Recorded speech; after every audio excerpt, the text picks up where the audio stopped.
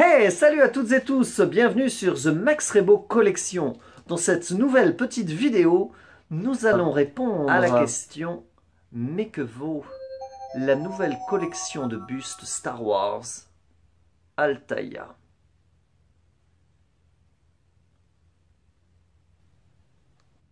Et nous allons commencer par la review du buste de Dark Vador. Buste qui est présenté dans une boîte fenêtre des plus sympathiques et des plus sobrement décorées. On retrouve Vador sur les deux côtés de la boîte et puis c'est tout. Le buste en lui-même est plutôt réussi. La posture est assez dynamique. Au niveau de la sculpture, c'est plutôt bien réussi. Là où le bas blesse, c'est au niveau des finitions. C'est pas mal, mais peut mieux faire. Et l'exemple ici est flagrant, le plastron de contrôle a été peint à la va-vite. Il en est de même pour le sabre laser qui est assez décevant, en effet translucide aurait été du plus bel effet. Mais ne boudons pas notre plaisir, ce Vador présente plutôt bien. C'est un bon rapport qualité-prix. Tiens, ce socle me rappelle quelque chose. Et oui, lorsqu'on voit ce buste, on pense inévitablement au buste Gentle Giant. Comme vous le voyez, il ne s'agit pas du tout de la même taille et de la même échelle. Ces bustes sont beaucoup plus petits. Mais le prix et la qualité, bien évidemment, ne sont pas les mêmes. Les bustes Gentle Giant étant des objets de collection. Si ce buste est bien sympathique, faut-il pour autant s'abonner? Mais oui, pour recevoir des cadeaux exceptionnels. Un buste offert, d'autres bustes gratuits, d'autres bustes offerts, mais en fait que tu payes. Et un super mug. Chic, un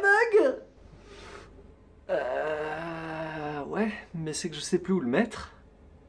Ah, merde. Des cadeaux bien jolis que l'on peut attendre bien longtemps, car le buste Ewok sera envoyé avec le 19e envoi. Tiens, ça me rappelle la pendule Yoda. Allez, on se réveille. Oui. Après, il faut aussi faire attention au nombre de numéros qui composent cette collection, car il y a des petites clauses en bas du contrat qui font que c'est sujet à évolution.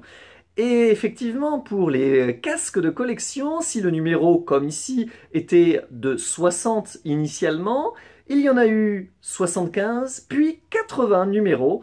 D'ailleurs, je touche du bois, espérons que ça soit vraiment fini. Hein. Sachant qu'autant de numéros, ça finit par revenir cher. 58 numéros à taux plein, c'est-à-dire 17,99, ça nous fait 1043,42, auquel je rajoute les 3,99 du premier numéro et 8,99. 1056,40. Hein, oui, bon, moins quelques numéros offerts, on en a quand même pour plus de 1000 € la collecte. Et oui, ça fait mal, tu le sens passer. Il ne faut pas aussi oublier que la qualité a malheureusement tendance à décliner de numéro en numéro. Pour les casques de collection, si les premiers étaient assez réussis, originaux, il y a eu de plus en plus de repent, ce qui ne devrait pas arriver dans ce cas précis. Hein.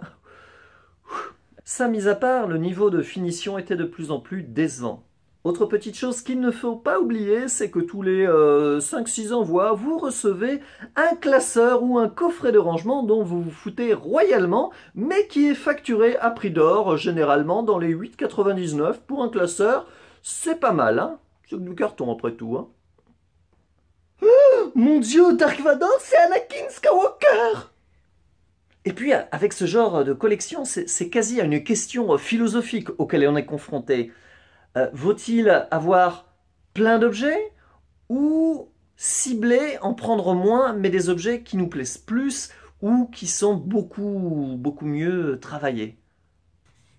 Que la quantité.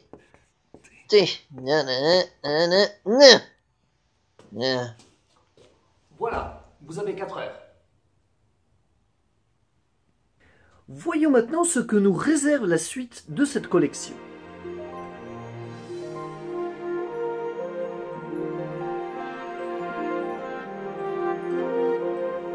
Voilà, j'espère que cette petite vidéo vous aura été utile. N'hésitez pas à me dire ce que vous pensez de cette collection, ce que vous pensez aussi de cette vidéo.